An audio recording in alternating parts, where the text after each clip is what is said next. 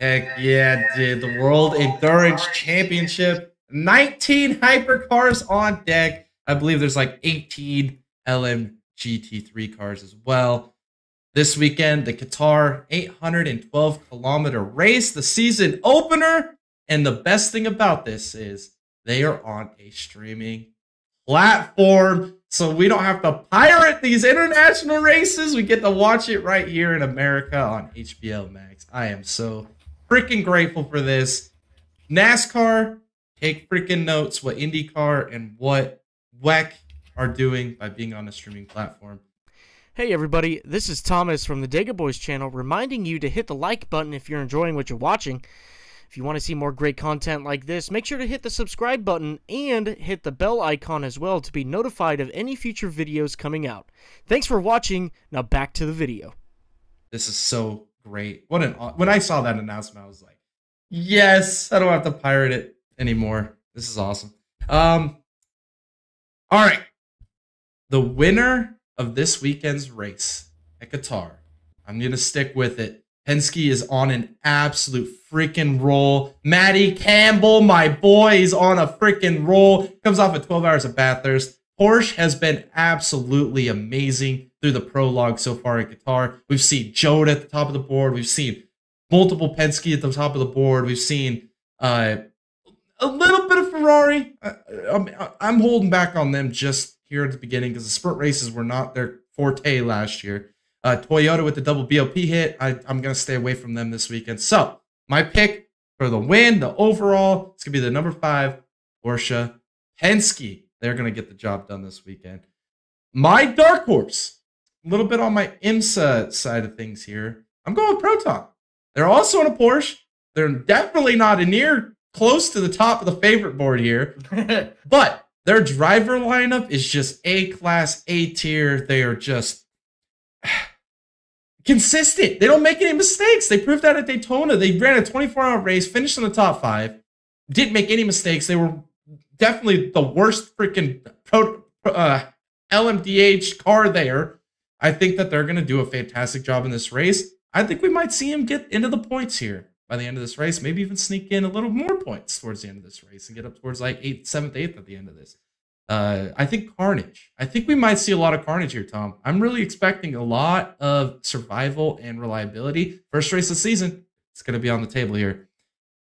Then when it comes to the LMGT3 class, I'm going to take the number 27 Harder Racing. They've been about the 4th quickest in every practice session so far in the GT3 class this season, or in this prologue. I just have a good feeling about it, man. The Aston Martin team, they do great things in IMSA. The 24 didn't go the way they wanted to. Their driver lineup is just A-class. I think if certain things play out right, they get the strategy right, they're able to hang up there with a lot of the favorites. I think they have an opportunity to sneak one out here and get a win.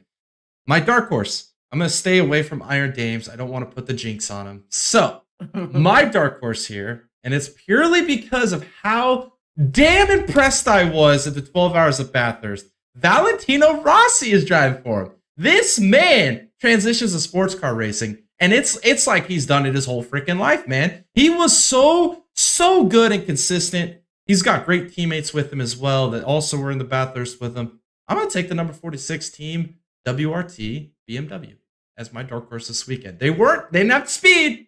They didn't have the speed, but I think that they've got the maturity and the driver lineup to get something done here this weekend. All right. So for my favorite for the GTP category, is that what they're calling it? Hypercar. Hypercar, whatever. same thing. Same difference, yeah. You know what? I can't. It's my homie. It's my dude. I got to go with the number 2 Cadillac. Sebastian Bourdais just couldn't do it at the 24 hours. I'm not blaming it on anybody except for a brake problem. And I'm going to leave it at that. It's a great time to come back here to Qatar and do a little bit of a redemption tour. So I'm going to go with Cadillac. They're going to go up against some of the greats.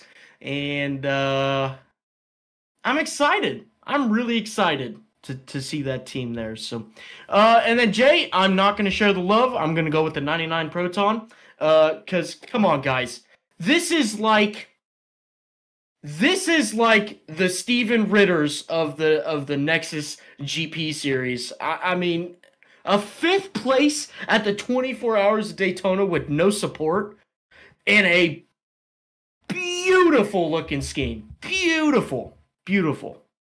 Just beautiful. And look, I'm so sorry you just didn't make the list. I love you, brother.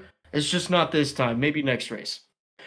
All right. So for the LMGT3, I'm gonna play off of your dark horse there, but I'm gonna choose him as my favorite. Wow. For all the reasons you just said. I think that what we're kind of seeing here in WEC is what we're seeing in NASCAR with the Aussie invasion. We got Valentino Rossi, an absolute motorsport icon, coming in here, trying his hand at 4-wheel racing, and he was phenomenal at the 12 Hours of Bathurst. Seriously, impressive. It was crazy. It was so impressive. So I'm going to go with my favorite as that. And then for my dark horse, I think this is the ultimate dark horses of dark horses because of what we saw at the IMSA 24 Hours at Daytona, or 23:58:36. Ford, number 77 Proton. All right?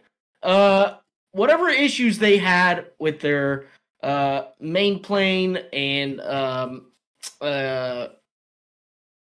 pillars going to the main plane there. They had the prime opportunity at Daytona to look, realize, and fix for their race at Qatar. It's a Proton car. It's Proton. And I just really want to see Ford do good in this. I really do. I want to see Cadillac do good. I want to see Ford do good.